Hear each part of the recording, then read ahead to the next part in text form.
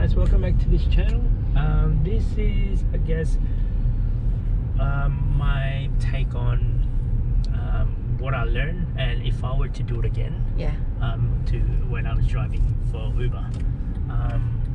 So this goes for any newbies out there. If you are thinking of doing Ubering, I would take these pointers, especially if you're thinking of doing a full-time ride-sharing driver, because there is more than 6 different ride-sharing apps here in Sydney. So the first one I would have done would be, what I've done differently would be buying a cheaper car at slightly older model. What I meant by that is I bought a $15,000 car from a dealership, second-hand use at about 50,000 Ks on the clock, and it was a 5 years old model car. If I wanted to do it again, I would have choose a 7-year-old car instead,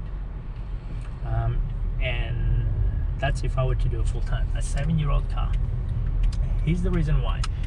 I drove roughly on an average about 1,000 Ks a week. So a 50,000 Ks on the clock. By the time in 2 years time, you'd be clocking in roughly about 100 Ks on top. So you would be about 150,000 Ks on the clock. And then you're bound to sell it again because the wear and tear of it is going to be a lot more, and I guess the parts is going to be a lot more expensive as well. That's what I would do. I would do a 7-year-old, 6-year-old car instead of 5, and a budget of let's say $10,000 or less. Something small, a 4-door, enough boot space, that have an aircon, automatic, not a Hyundai. Because the auto lock. All purely because of the auto lock. It's so annoying with an auto lock type of car. Like Honda, I would probably get that. Toyota, I'll probably get that, as long as it's 7 years old, 4 doors, enough boot space, not a hatchback, a wagon would be preferred. That's what I would do. Hyundai, I don't like it because one, it has this auto locking thing. I'm sure you guys hear it from some of my videos. Like from when I'm stopped until I actually go about 10 k's an hour, it automatically goes kabunk. That was just the door getting locking up automatically.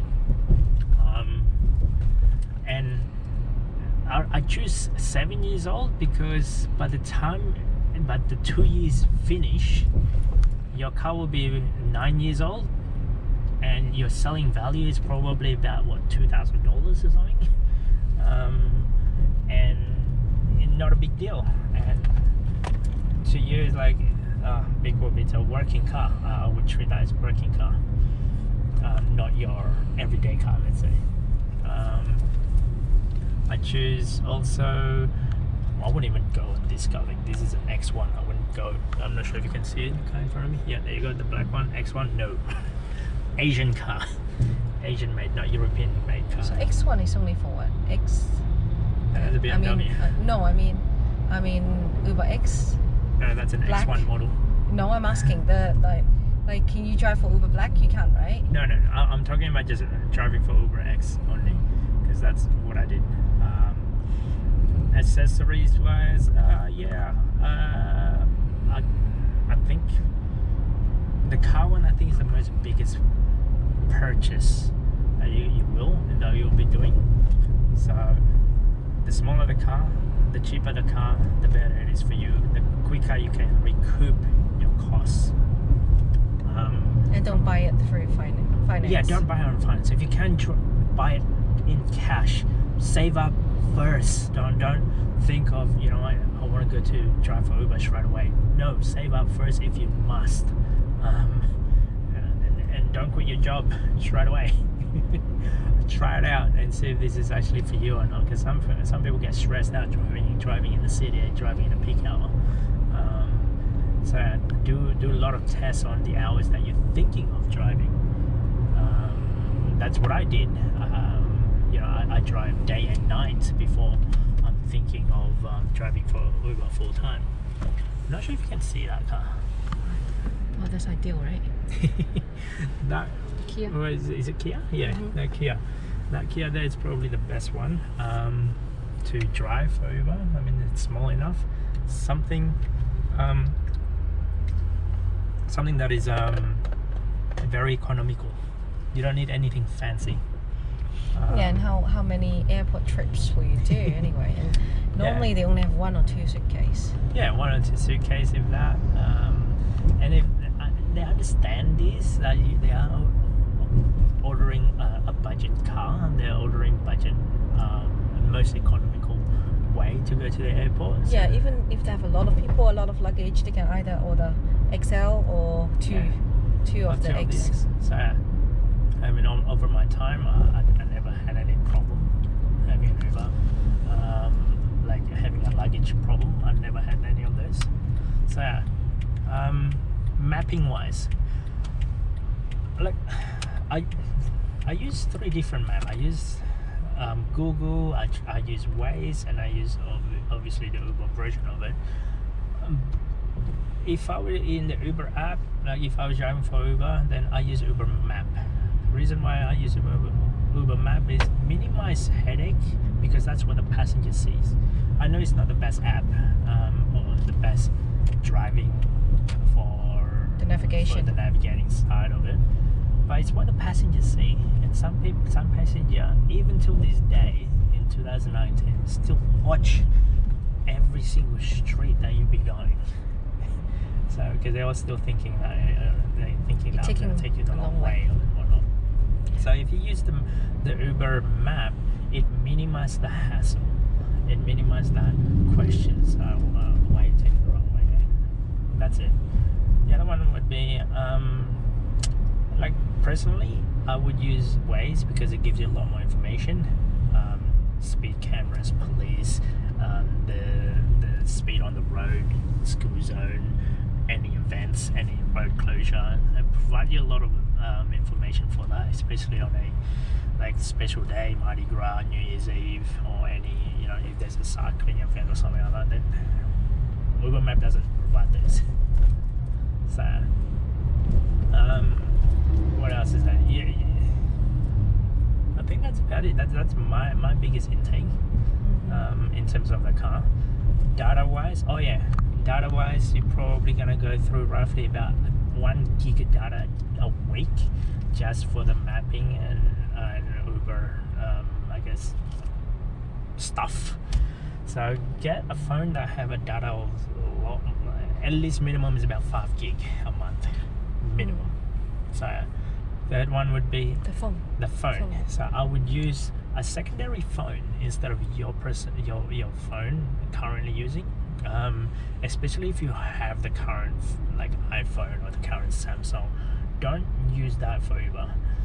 Use your older phone or get a second phone with its own number, purely because you're gonna charge it, uncharge it, plug it in, plug it off, take it off, plug it in, plug it off, all the time. You don't want to do a lot of wear and tear on your new phone. I would rather have a lot of wear and tear on my older phone.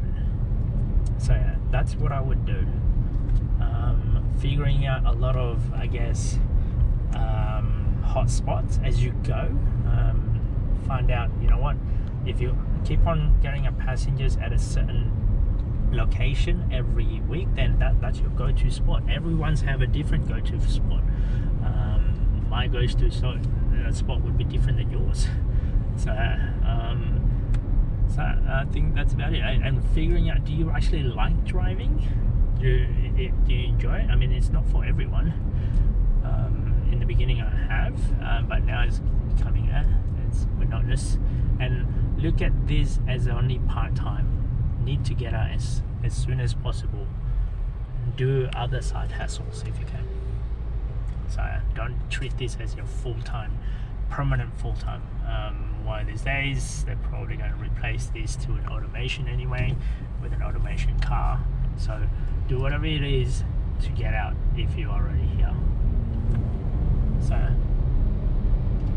anything else that I should be adding there? No, think that's about it. So yeah, that's just my take, guys. So I mean, it's great income if you want the flexibility, but mind you, also you have to be really really persistent, and you gotta have the motivation as well. Nobody's telling you to turn it on. Nobody tells you to turn it off. It's all up to you. You gotta be motivated doing this. Sometimes sometimes it's good, sometimes it's bad. The good thing is, yeah, you really can turn it on and turn it off whenever you want. But at the same time, if you don't drive for Uber, you're not gonna get paid. So the way they sell it is like, okay, you have that flexibility to do it when you want.